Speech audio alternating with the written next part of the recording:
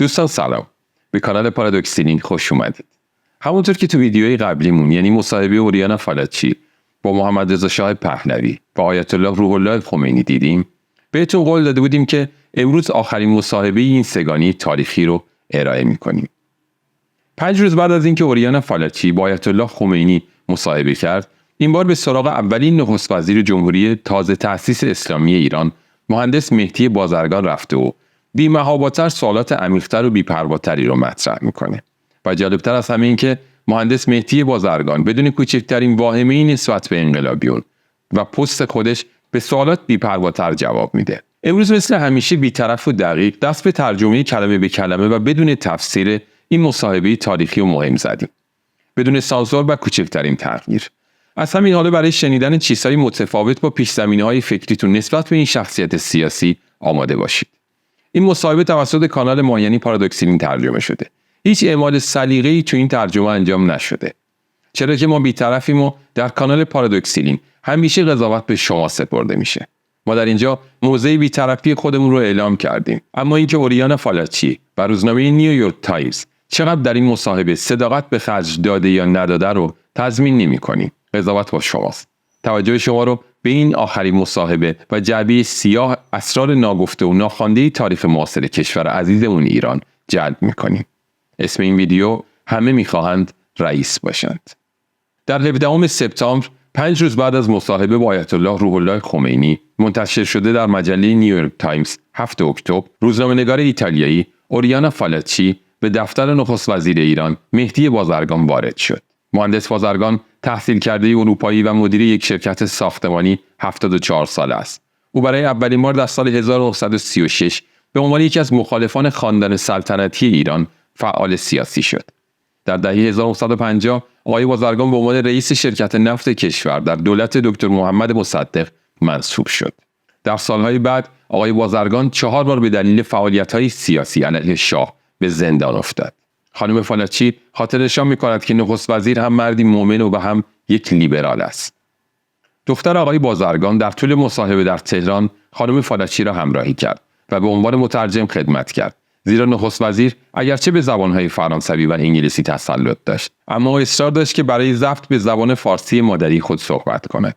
او به خانم فالچی گفت: اگر حرفایم را اندازه نگیرم، یک سوال کوتاه می‌تواند برای من دردسر بزرگی ایجاد کند. اوریانا: آقای نخست وزیر، جمله‌ای هست که اغلب تکرار می‌کنید. چاقویی در دست من گذاشتند، اما این چاقویی است که فقط یک دسته دارد. دیگران تیغش را گرفتند. بنابراین از شما می‌پرسم، دولتی که در رأس آن هستید چقدر اهمیت دارد؟ مهندس بازرگان: این یک سوال خوب است. یک سوال مشروع که پاسخ به آن ساده نخواهد بود. چون انگار از من می‌پرسی امروز در ایران چه کسی فرماندهی می‌کند؟ و اگر بخوام بگویم فرمانده هستم این درست نیست. اگر بخوام بگویم خمینی به تنهایی فرماندهی می‌کند، اگر بگویم افراد زیادی فرماندهی می‌کنند، این دقیق نیست. نقش من ضعیف است. این تا حدی درست است. به این دلیل که یک انقلاب واقعی در اینجا رخ داده است و تا حدی به این دلیل که برتری خمینی بر مردم در 70 سال گذشته تاریخ ایران بی‌نظیر است. پس بیایید بگوییم از منظر رسمی دولت فرماندهی می‌کند، اما از دیدگاه ایدئولوژیک و انقلابی خمینی فرمانده است. خمینی با شوراهای انقلابی، کمیته‌های انقلابیش، سپاه پاسدارانش و رابطه‌اش با توده‌ها و این رابطه با توده‌ها در واقع بسیار خاص است. به این دلیل که او و آنها به یک شکل فکر می‌کنند و به یک زبان صحبت می‌کنند. سر تکان می‌دهند و یکدیگر را می‌فهمند. و سپس دادگاه‌های انقلاب، مراجع دینی که به بهانه ادامه انقلاب بسیاری از شهرها را اداره می‌کنند و انواع مشکلات و سوء تفاهم‌ها را به وجود می‌آورند. نه، شرایط آسانی نیست. اوریانا: در واقع تنها کاری که انجام می‌دهید تهدید به استعفاست. آیا می‌توانیم در مورد آن صحبت کنیم؟ مهندس بازرگان: اجازه بدهید بگویم هرگز به ترک میدان جنگ فکر نکردم، اما لحظاتی بوده که وسوسه قوی بوده است. مثلا در ابتدا وقتی متوجه شدم که دولت اختیار لازم برای اقدام را ندارد، زیرا افراد زیادی دست به دست می‌شوند. نزد خمینی رفتم و به او گفتم من نمی‌توانم اینطور کار کنم. اگر می‌خواهید من نخست وزیر شوم، این دخالت‌ها باید متوقف شود. و اگر می‌خواهید بالای سر من بروی، ابتدا باید با من مشورت کنی. او قول داد که این کار را انجام دهد، اما همه چیز تغییر نکرد. تا 2 ماه پیش وضعیت تغییر نکرده بود، به جز اینکه انتقادها بدتر شده بود. آیا دولت کارآمدی را اداره نمی‌کردم؟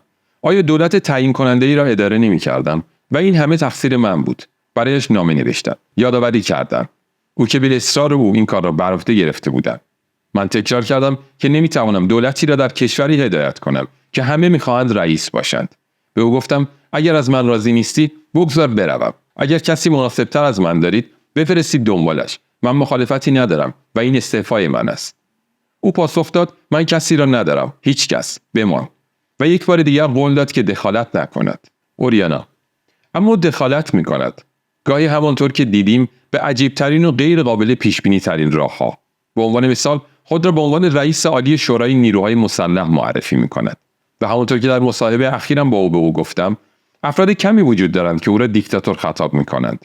تعداد کمی از آنها خطری را در همه اینهای آغاز فاشیسم میبینند و او پاسخ داد که اینطور نیست. مهندس بازرگان. او دقیقاً آنچه را که اعتقاد دارد به شما گفته است. او نمیخواهد دیکتاتور شود. او نمیخواهد تصمیمات خود، خواسته‌های خود را تحمیل کند. حتی زمانی که او با دستورات، نامه‌ها، ابلاغیه‌هایش بالای سر من می‌رود. حتی زمانی که از کانال‌های دولتی برای اعمال قدرت خود استفاده می‌کند که اغلب انجام می‌دهد. حتی وقتی با توصیه‌های سلطه‌جویانه‌اش مرا بمباران می‌کند، قصد دیکتاتوری ندارد. او ناخودآگاه بدون اینکه متوجه شود با حسن نیت چنین رفتاری می‌کند. نه، شما نمی‌توانید او را با یک موسولینی مقایسه کنید و نه حتی با یک ناپلئون یا دوگل. شما باید اشاره را بدانید. باید نحوه وجود و شخصیت او را درک کنید. در واقع او از این نظر مانند نخست وزیر سابق مصدق است و در نظر داشته باشید که مصدق تفکر غربی داشت. او در سوئیس تحصیل کرده بود تا پارلمان و سپس آن را فراموش کرد و هر کاری که می‌خواست انجام می‌داد. در تمام این مدت معتقد بود که حق با اوست و برای خیر مردم عمل می‌کرد. اگر بخوام بگویم که فرمانده هستم این درست نیست. در واقع هر وقت اعتراض می‌کنم میگوید متاسفم و قول می‌دهد دیگر این کار را نکند. اوریانا. و در عوض دوباره این کار را انجام می‌دهد. مهندس بازرگان. بلافاصله. فقط کافی است چیزی کار نکند یا مقداری از من او را عصبانی کند یا اعتراض عمومی به او ارائه شود و او دوباره شروع می‌کند. اوریانا. و این به نظر شما با اصول دموکراسی و آزادی که خمینی به نام اسلام از آن حمایت می‌کند همخوانی دارد؟ آقای بازرگان، من با بسیاری از دیکتاتورها مصاحبه کردم و هرگز کسی را ندیدم که خود را دیکتاتور خطاب کند. من هرگز کسی را ندیدم که نگفته باشد برای خیر مردم عمل می‌کند. مهندس بازرگان. این جمله معمولی یک غربی است. خشم شما ناشی از مفهومی است که شما غربی‌ها از دموکراسی و آزادی دارید. این لزوما مفهومی نیست که ما در شرق داریم. شما نمی‌توانید فقط یک خط مستقیم بکشید و بگویید اگر این گونه رفتار کنید دموکراتیک هستید. اگر اینطور رفتار کنید فاشیست هستید.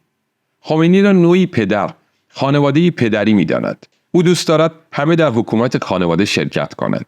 اما در این حال معتقد است که این به پدر بستگی دارد که حکومت کند و نه هیچ کس دیگری. یا فراموش می‌کند که برخی از انتخاب‌ها را باید به مادر واگذار کرد و برخی دیگر را به فرزندان. به طور خلاصه اینکه مسئولیت‌ها باید بین مقامات اجرایی، مقننه و سیاسی تقسیم شود. اما وقتی این را به او یادآوری می‌کنی می‌فهمد و او هم گاهی خیلی سریع متاسف می‌شود. از یک طرف تسکین دهنده است زیرا نشان می‌دهد که او انتقادات را می‌پذیرد و هیچ تعصبی ندارد. اما از طرف دیگر فاجعه آمیز است زیرا یک رهبر در رده خود نباید به این راحتی نظر خود را تغییر دهد. اما نتیجه گیری من این است که اینها ویژگی‌های یک دیکتاتور نیست. اوریانا. آنها ممکن است به سادگی ویژگی‌های یک پیرمرد مستبد باشند. مهندس بازرگان. نه. اینها خصوصیات مردمی هستند که سابقه رهبری سیاسی ندارد. خمینی نه یک سیاستمدار واقعی بوده و نه ژنرال یا رئیس بنگاهی. منظورم این است که او هرگز آموزش لازم را برای رویارویی با مسئولیت‌های اداری که اکنون بر دوش خود می‌بیند را ندیده است. در واقع او دولت را نمی‌فهمد. فنون اداری یک کشور را نمی‌داند. او 18 سال پیش و زمانی که مبارزه با شاه را آغاز کرد، وارد سیاست شد. اما به شکل خاص. به عنوان یک شخصیت مذهبی و بدون هیچ برنامه‌ای برای تبدیل شدن به مردی که قرار بود انقلاب را رهبری کند. اما به عنوان شکلی خاص. به عنوان یک شخصیت مذهبی و بدون هیچ برنامه‌ای برای تبدیل شدن به مردی که قرار بود انقلاب را رهبری کند وارد سیاست شد. من حتی نمی‌دانم که آیا او تصوری داشت که در حال شروع یک انقلاب است. ببینید، خمینی مردی خشن و بدوی است، اما نابغه هم هست. من هرگز کسی را نشناختم که توانایی تفسیر روحیه و اراده توده‌ها را داشته باشد تا با یک نگاه ساده یا چند کلمه از راه دور با آنها ارتباط برقرار کند. علاوه بر این، او تنها توسط توده‌ها انتخاب نشده است. بسیاری از روشنفکران نیز از ابتدا مانند یتیمان در جستجوی معلم و پدر او را دنبال کردند. بنابراین طبیعی است که او چیزی فراتر از یک رهبر مذهبی احساس می‌کند. مانند حافظ انقلاب و ناظر آن، ولی دولت هزینه آن را پرداخت می‌کند. اوریانا: آقای بازرگان، از زمانی که این مصاحبه را شروع کردیم درباره خمینی صحبت کردیم. او یک نام است، یک واقعیت که ما نمی‌توانیم از آن دور شویم. او حتی زمانی که حضور ندارد حاضر است. راه او در تمام افکار و تمام گفته‌های شما نفوذ کرده. چگونه با او کنار میایی؟ مهندس بازرگان: من به شما میگویم از نظر انسانی او من را دوست دارد و من او را دوست دارم، علیرغم ایراداتش و تغییرات نگران کنندش. به خاطر بهش چگونه میتوانی به چنین مردی علاقه نداشته باشی؟ و علاوه بر این او هنوز هم مردی است که ما را به اخراج شاید قدرتمندترین پادشاه جهان هدایت کرد. او هنوز هم مردی است که ما را متحد نگه می‌دارد و او هنوز هم مردی است که مرا به ریاست دولت انتخاب کرد و من را در آن شغل نگه داشت. اگر کسی نزد او برود تا از من بد بگوید، گوش نمی‌دهد یا عصبانی می‌شود. و اما از نظر سیاسی روابط ما دشوار است، بسیار دشوار. علیرغم اختلاف نظرها، درگیری‌ها به راه خود ادامه می‌دهیم. اولین درگیری زمانی منجر شد که من برای دیدن او در پاریس رفتم و ما شروع به مطالعه استراتژی مناسب برای سرنگونی رژیم کردیم. من به روش گام به گام اعتقاد داشتم و به تدریج پیش می رفتم. من متقاعد شده بودم که تنها یک راه برای رهایی از دست شاه وجود دارد. اینکه کم کم آمریکا او را رها کند. به گونه‌ای عمل کنیم که او به تدریج ضعیف‌تر شود و مردم به تدریج قوی‌تر شوند. من به آن متقاعد شدم.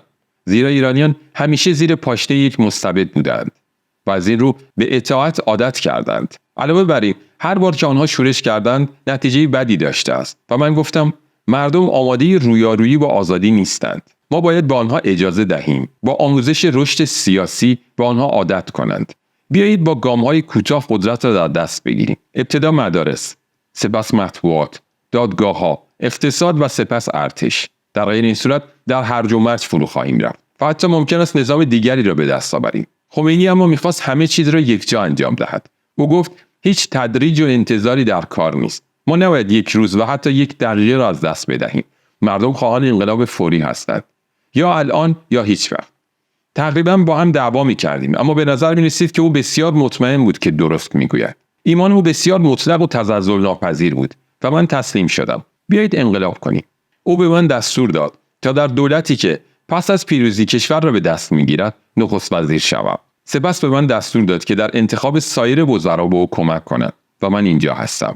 با این حال و حتی با وجود اینکه همه چیز به همان شکلی که او میگفت نقطه به نقطه و با دقتی هولناک پیش میرفت، من به این فکر میکنم که استراتژی اصلی من درست بوده است. اگر روش گام به گام را دنبال میکردیم، مشکلات امروزی را نداشتیم. این کشور آزادی خود را به شیوهی کاملا متفاوت تجربه میکند. همه چیز به یک باره. این خطرات زیادی را به همراه دارد. اوریانا: اما آقای بازرگان، روش گام به گام یا سازش هم استراتژی شاهپور بختیار بود که به نظر می‌رسد که بختیار که خمینی دوست داشت او را به جرم خیانت محاکمه کند، در تصدی پست نخست وزیری در دولت شاه هیچ کار وحشتناکی انجام نداد. مهندس بازرگان: بختیار هرگز در مورد انجام کار قدم به قدم صحبت نکرد. همانطور که آقای ویلیام جی باتلر از کمیسیون بین‌المللی حقوقدانان به خوبی آگاه است. من به باتلر اشاره کنم، زیرا در آن دوره بارها به من مراجعه کرد تا از ایده‌های من مطلع شود و به من اطلاع داد که آمریکایی‌ها هرگز اجازه تغییر ناگهانی رژیم در ایران را نمی‌دهند. آنها می‌ترسیدند که با سقوط شاه کشور به هرج و مرج کشیده شود و در معرض دخالت شوروی قرار گیرد. و هر بار به باتلر می‌گفتم که من نیز انقلابی ناگهانی نمی‌خواهم، اما شاه باید برود و بنابراین ما باید در آن جهت عمل کنیم. در نهایت باتلر متقاعد شد و به حدی بود که کمیته حقوق بشر ما را ارتقا داد. بختیار هم مثل بقیه از طریق نامه‌ای سرگشاده‌ای که منتشر کردم از روش گام به گام من مطلع شد و زمانی که نخست وزیر شد آن را برای توجیه خود تصاحب کرد. اوریانا: پس شما هم او را خائن می‌دانید؟ مهندس بازرگان: من نمی‌توانم در مورد آن صحبت کنم. اوریانا: متوجه می‌شوم. بیایید به خمینی برگردیم و این گونه عمل کنیم. به خاطر انقلاب او هر چقدر هم که پیروز بود، ده‌ها هزار انسان سلاخی شدند. آیا این به نظر شما خیلی زیاد و ظالمانه نیست؟ مهندس بازرگان: من با یک سوال دیگر به شما پاسخ می‌دهم. آیا هیچ انقلابی، حتی علمی، بدون خونریزی اتفاق افتاده است؟ هیچ مستبدی هرگز نمی‌خواد تاج و تخت خود را به خاطر اینکه از او می‌خواهید آن را رها کند یا به این دلیل که از او التماس می‌کنید که برود تسلیم شود. حرف آخر همیشه یک عمل جنگی است. حتی استراتژی من در پایان مستلزم خونریزی بود. ویلیام جی باتلر، وکیل نیویورک و افسر کمیسیون بین‌المللی حقوق دانم، یک آژانس غیر دولتی به رسمیت شناخته شده توسط سازمان ملل متحد است. او در سال 1977 و 1978 به دعوت شاه به عنوان مشاور بهبود حقوق بشر به ایران بازگشت. آقای باتلر در پاسخ به پرسشی درباره اظهارات بازرگان از مجله نیویورک تایمز تایید کرد که با بازرگان و دیگر مخالفان صحبت کرده است و به دنبال به رسمیت شناختن بین‌المللی کمیته حقوق بشر است که مهندس بازرگان رهبری آن را بر عهده داشت. با این حال آقای باتلر اظهار نظر در مورد اهداف استراتژیک آمریکا که نخست وزیر بازرگان به او نسبت می‌دهد رد کرد و اگر کمتر عجله می‌کردند ایران امروز آزادی خود را به گونه‌ای دیگر تجربه می‌کرد. تربیت دموکراتیک ناکافی که شما با آن اشاره کردید آیا در هرج و مرج و در اطاعت توده‌ها از خمینی منعکس نمی‌شود و آیا این دو عامل نیست که اکنون مانع از حکومت شما شده است؟ مهندس بازرگان: بله، باید اعتراف کنم که دقیقاً به همین یک انقلاب ناگهانی و یک پیروزی فوری است که اکنون قدرت از دستان حاکم خارج شده است. به فکر دادگاه‌های انقلاب باشید. از آنجایی که دولت هیچ کنترلی بر آنها ندارد، من پیشنهاد تشکیل یک دادگاه فوق‌العاده را دادم که طبق دستورالعمل‌های ما عمل کند. خب، نه تنها این پیشنهاد محقق نشد، بلکه تمام وظایفی که در نظر داشتم به دادگاه فوق‌العاده محول کنم، به دادگاه‌های انقلاب منتقل شده است.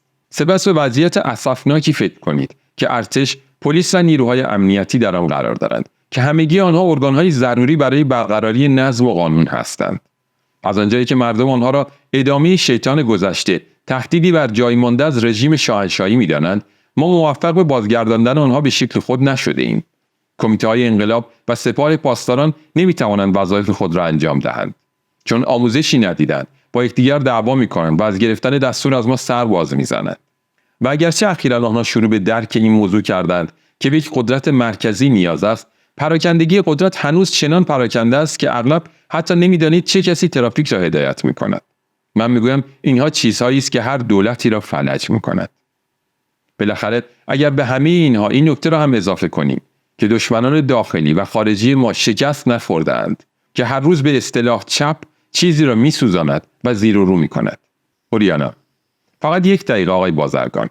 آیا شما هم در قضاوت خمینی در مورد سوزاندن و براندازی چپ‌ها شریک هستید؟ آیا شما هم حق وجود را برای چپی‌ها که سال‌هاست در حال مبارزه است انکار می‌کنید؟ مهندس بازرگان: اگر منظور شما کسانی است که واقعاً با شاه جنگیدند و زندانی شدند، شکنجه شدند و حتی به قتل رسیدند، پاسخ من این است که آنها را دشمن نمی‌دانم.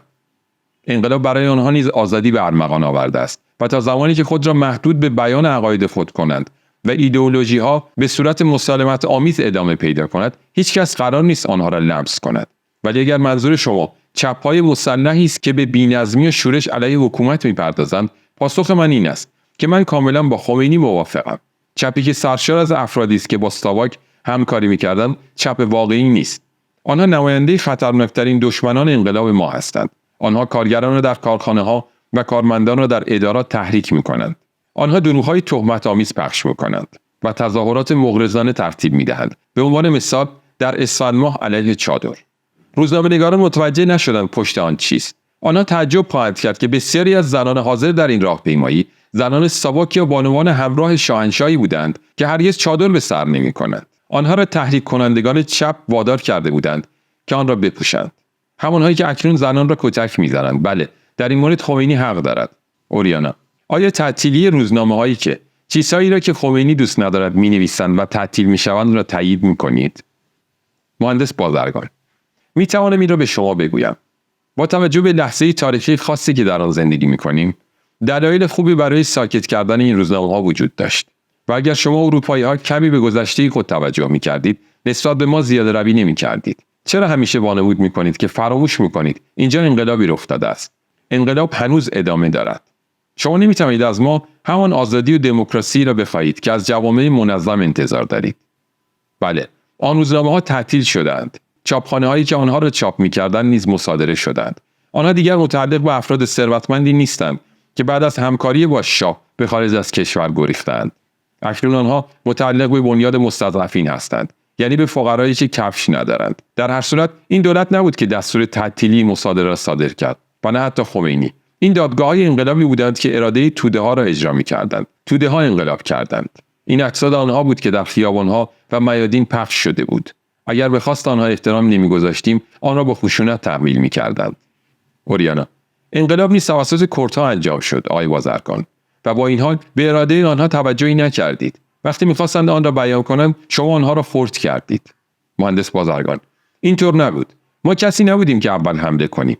ما خواستیم با کردها به توافق برسیم. با وجود اینکه با رادیکال‌هایی روبرو بودیم که کمی بیش از حد افراطی بودند. گفتیم بگذار هر طور دوست دارند باشند.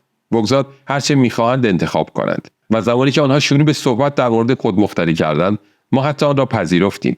ما اصرار داشتیم که استاندار کردستان یک استاندار کرد و سربازان کردستان سربازان کرد باشند و ادارات اداری کردستان توسط کردها اداره شود. اما پس از آن حادثه اصلاحات ارضی بر سر تقسیم اراضی که قبلا به شاه تعلق داشت رخ داد. طبق قانون آن زمین‌ها باید به بنیاد مستضعفین می‌رسید. اما کردها قیام کردند.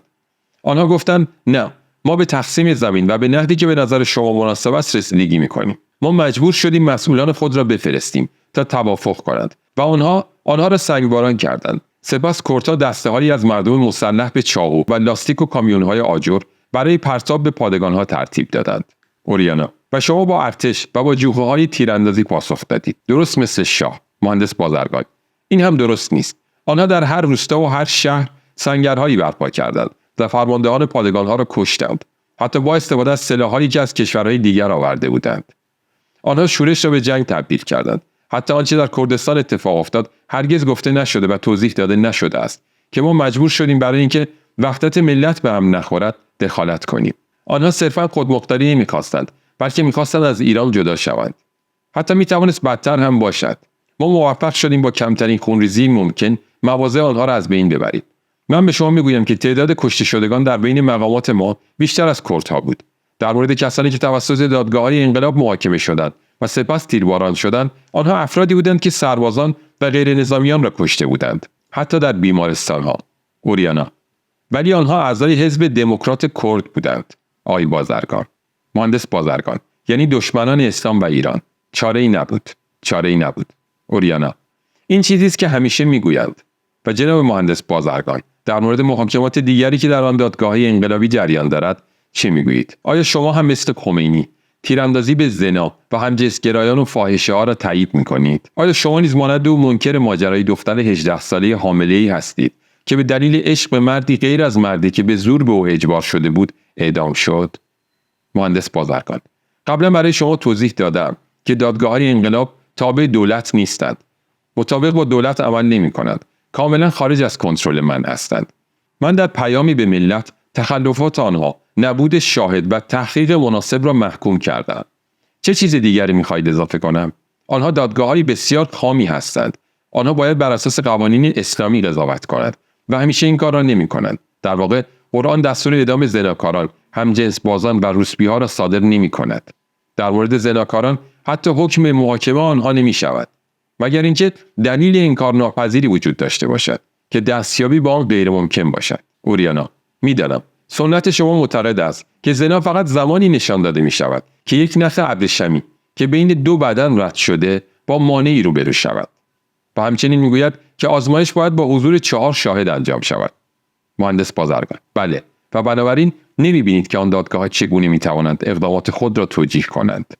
چه چیزی آنها را تا این حد مطمئن می‌کند که عمل جنسی واقعاً انجام شده است؟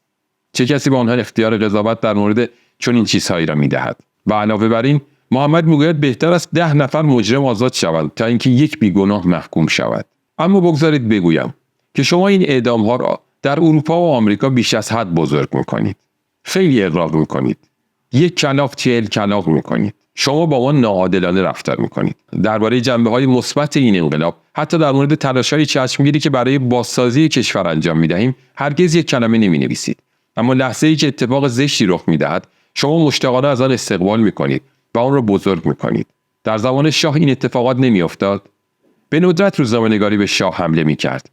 اما پس از آن او خیلی خوب در مطبوعات خارجی دوست داشت و فراموش نکنیم که بخش خوبی از مطبوعات غربی در دست صهیونیست هاست. خب صحبت کردن از ما چه فایده‌ای خواهد داشت؟ طبعا مطبوعات غربی اعدام زنان زناکار را بازی می‌کنند. حتی در حالی که جنایتکارانی که به کودکان تجاوز می‌کنند یا دختران کوچک را به فحشا می‌کشند سکوت می‌کنند. به هر حال در مقایسه با سایر انقلاب‌هایی که در کشورهای دیگر رخ داده است، حتی آنهایی که به خاطر جنایات سیاسی تیرباران شدند، کم هستند. همان نسبت بین یک قطره آب و یک دریاچه. اوریانا: شاید. اما گاهی حتی یک قطره آب برای توصیف یک واقعیت برای ما کافی است. در این صورت استبداد یک روحانی لجباز و خشمگین که به نام خدا در حال دستکاری در جهل مردم و یا حتی افزایش آن است. مستقیم یا غیر مستقیم شوراهای انقلاب در دست روحانیت است. سپاه پاسداران در دست روحانیت است و ضعف دولت تنها سنگر عوام نشان می‌دهد که در ایران جای عوام نیست. آقای بازرگان، این همان چیزی است که برای کشورتان می‌خواستید؟ مهندس بازرگان: نه. و هرچه ممکن است متناقض به نظر برسد، خمینی هم چنین نکرد. و نه پیروانش. من از زمان ملاقاتمان در پاریس متوجه این موضوع شدم. او همه چیز را می‌خواست، جز اینکه روحانیت در نهایت کشور را اداره کند. اگر او غیر از این احساس می‌کرد، من پست نخست وزیری را نمی‌پذیرفتم.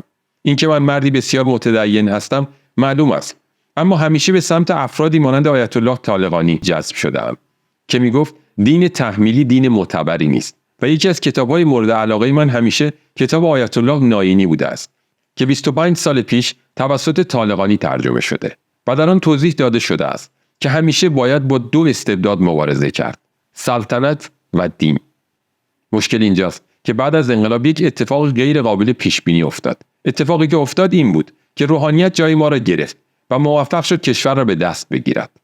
اوریانا: منظورتان این است که بگویید نوعی کودتا در انقلاب صورت گرفت؟ مهندس بازرگان: دقیقاً نه، چون انقلاب بر اساس موازین اسلامی پیشرفت کرد و روحانیت در آن نقش بلامنازع و قطعی داشت. منظورم این است که بگویم سلطه روحانیون درست در لحظه‌ای تحمیل شد که آخوندها باید جای خود را به عوام میدادند و این تقصیر مردم عادی بود. اگر ما در نهضت آزادی، حزب سیاسی بازرگان، یعنی ما که به خدا و اسلام معتقدیم اما به روحانیت نه، هوشیارتر بودیم، اگر به جای حواس پرتی مثل یک مهمان رفتار میکردیم، آن وقت این آشفتگی پیش نمی آمد. بله، می توانستیم جلوی آن را بگیریم. واقعیت این است که ما آنقدر غرق مشکلات کشور، فوریت بازگشت آن به شکل عادی و نیاز به جلوگیری از افراط و تفریط بودیم که متوجه نشدیم قایق را از دست دادیم. از این حیث همه احزاب سیاسی گروه اسلامی بعد از انقلاب به خواب رفتند و این شامل احزاب چپ نیز می شود که هرگز نتوانستند توده ها را در ایران جذب کنند و همیشه در حاشیه واقعیت باقی ماندند. بله، فقدان ابتکار عمل توسط افراد غیر روحانی بود که اجازه تصرف روحانیان را داد. در واقع حتی نمیتوان گفت که در فکر انحصار کشور بودند. آنها به سادگی از فرصتی که تاریخ ارائه کرده استفاده کردند تا خلأ ما را پر کند و حتی در برخی موارد آن را به خوبی پر کردند. با آخوندهای جوان استثنایی، تیپ‌های هوشیار، پویا، مترقی، افرادی که سالها در مقاومت علیه شاه کار کردند اما در موارد دیگر خلأ را خیلی بد پر کردند. اوریانا: و حالا چگونه از شر آنها خلاص می‌شوید؟ مهندس بازرگان: این یک داستان دیگر است، اما دیر یا زود آنها را از گردن خود بیرون خواهیم انداخت. زیرا بدون شک در بسیاری از شهرهای ایران واکنشی نسبت به استبداد برخی از ملاها وجود دارد. آخوندهایی که به دولت مداخله می‌کنند که حتی با استفاده از قدرت اندکی که ما می‌توانیم در مناطق دورافتاده اعمال کنیم خود را به جای آن قرار می‌دهند. این تجارت نفرت انگیز ماهاست که ادامه دارد و من آن را محکوم کردم، اما همه حاضر نبودند خطر فزاینده یک دیکتاتوری روحانی را تشخیص دهند. خیلی ها حتی ملاهای واقعی هم نیستند. آنها خود را چنین معرفی می‌کنند، زیرا لباس و سرپوش یک آخوند باعث احترام و اطاعت می‌شود. اما نیازی به اغراق نیست و نباید کل روحانیت را درگیر این اتهام کنیم. حتی در جامعه روحانیت نیز مردانی وجود دارند که این وضعیت را دوست ندارند. فقط به طالقانی فکر کنید. بسیار تحصیل کرده، بسیار مدرن، پرچمدار واقعی آزادی بود. اوریانا: طالقانی مرد. مهندس بازرگان: اما اندیشه او زنده است و ریشه های عمیقی دارد. در تشییع جنازه او دیدید که چقدر او را دوست داشتند. میلیون ها نفر از مردم از هر طبقه اجتماعی و از هر عقیده سیاسی به دنبال او تا گورستان رفتند و آنها گریه کردند، همانطور که من هرگز ندیده بودم مردم گریه کنند. نه، من معتقد نیستم که یک دیکتاتوری مذهبی میتواند برای همیشه برقرار شود. در پایان مردم شورش خواهند کرد. در حال حاضر آنها یاد گرفتند که چگونه این کار را انجام دهند و دیگر ترس را تحمل نمی‌کنند. اوریانا: با این حال بوی ترس در ایران به مشام میرسد. نه لزوما ترس از خمینی، بلکه از جمعیتی که در او رسول خدا میبینند. علاج همه بدیها و این همان جمعیتی است که آخوندها و آیت الله ها از آن استفاده میکنند. علاوه بر این، اگر این ترس نبود، چرا باید این همه ایرانی به خارج از کشور فرار کنند؟ مهاجرت نسبت به مهاجرت ویتنامی ها. آقای بازرگان، در حال مقایسه هستید؟ مهندس بازرگان: اگر بخوام به شما بگویم که خیلی ها به دلایل تجاری و توریستی میروند، باور نمی‌کنید. و با این حال این عامل باید در نظر گرفته شود. فراموش نکنیم که بسیاری از خانواده‌ها فرزندان خود را برای تحصیل به اروپا فرستادند و به خصوص در این فصل عادت دارند به دیدن آنها بروند. اما اگر دوست دارید آنها را در نظر نگیریم و به کسانی که فرار می‌کنند نگاهی بیاندازیم، همکاری با رژیم قدیمی که از مجازات شدن می‌ترسند. بورژواهای ثروتمندی که تغییرات اجتماعی و اقتصادی را دوست ندارند، ترجیح میدهند در آنجا مستقر شوند. کشورهای راحت‌تر، شورشی‌هایی که همیشه نیاز به نگفتن دارند. در نهایت عده‌ای بی‌صبر هستند که اهمیتی برای زندگی در کشوری دشوار مانند ایران ندارند.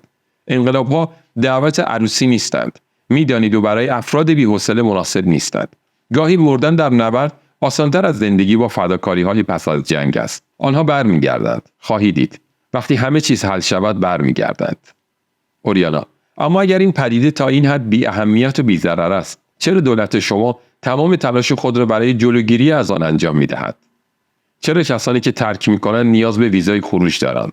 مهندس بازرگان: چون این پدیده است که با یک ضرر همراه است، صادرات ارز. اگر آنها را چک نکنیم، ریال خود را با دلار یا پوند عوض می‌کنند و سپس به خارج از کشور واریز می‌کنند. در واقع در چنین معامله‌ای بازاری پدیدار شد. حتی کسانی که خارج نمی‌شدند، ریال خود را به دلار یا پوند تغییر می‌دادند. سپس آنها را با سودی از 40 تا 50% می‌فروختند.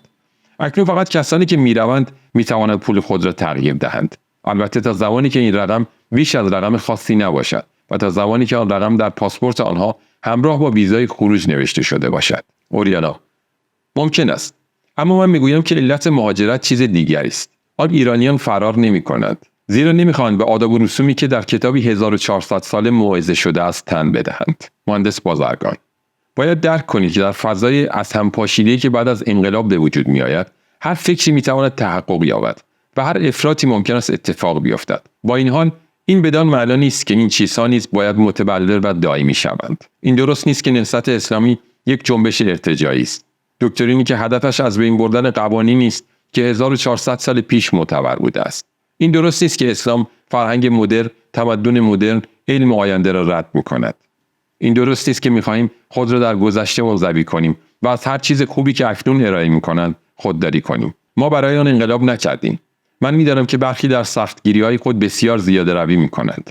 اما این فقط یک گرایش اقلیت است و نیازی به اهمیت دادن بیشتر به آن نیست. همچنین دلیلی وجود ندارد که بر بیگانه هراسی کسانی که می‌ترسند تفکر غربی در تضاد با اندیشه اسلام باشد تاکید شود.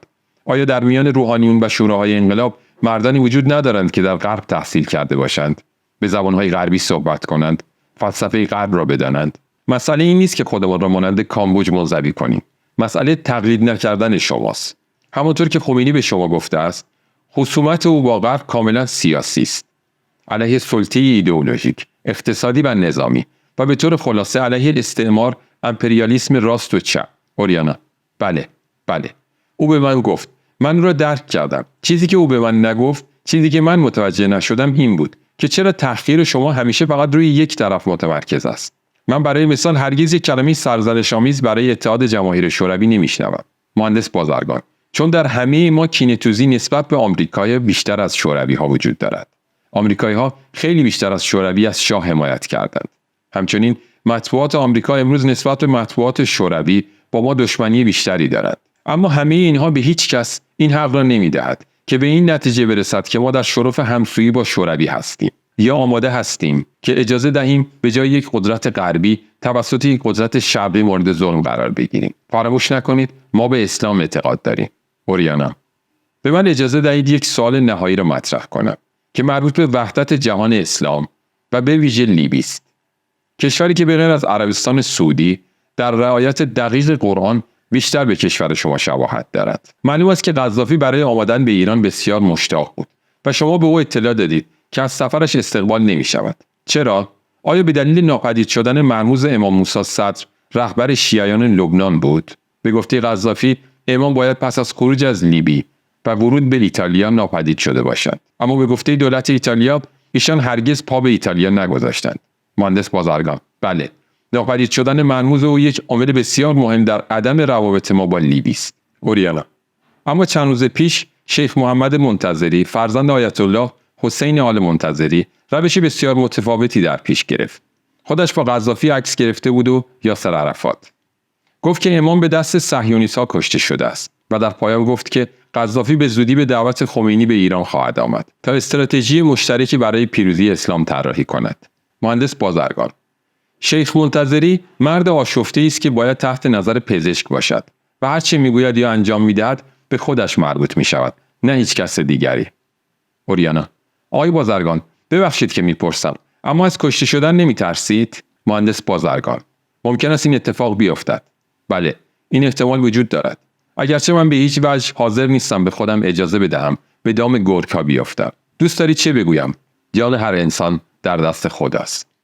دوستان، در اینجا به پایان این مصاحبه میرسیم و مثل همیشه قضاوت به عهده شماست و ما هم منتظر کامنت ها و نظرات و پیشنهادات سازندتون در مورد این ویدیوها و کانال پارادوکسیلین هستیم. تا ویدیوی بعدی شما رو به خدای بزرگ میسپاریم. وقتتون بخیر و به امید دیدار.